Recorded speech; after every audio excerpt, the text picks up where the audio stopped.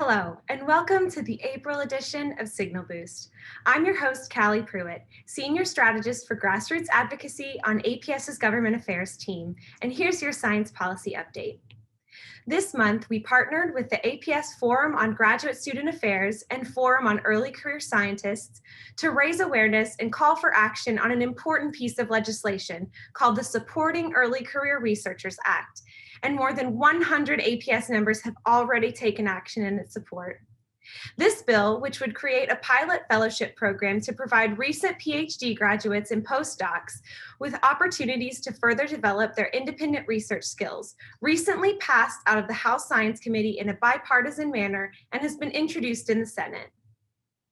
The program would enable recent PhD graduates and postdocs to conduct independent research for 2 years.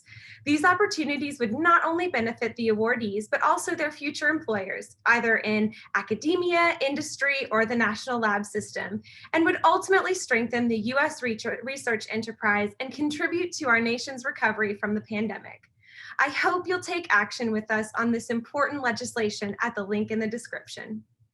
This month, we also sent out a call to action regarding an update on an APS policy priority that helps address climate change.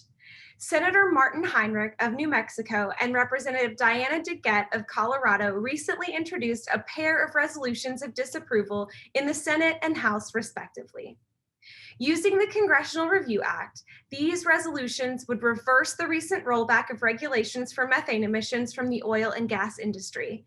Regulations concerning methane leaks have been dramatically rolled back under the new EPA rules that were finalized during the last few months of the previous administration. This resolution by Congress offers a chance to quickly address this pressing issue impacting our environment and climate, rather than needing to go through the lengthy rulemaking process. More than 700 APS members have already sent letters of support to their representatives and senators, and we'd love for you to join them. You can find a link to add your voice to this effort in the description. Finally, I'm happy to report that APS is encouraged by President Biden's preliminary budget request for fiscal year 2022.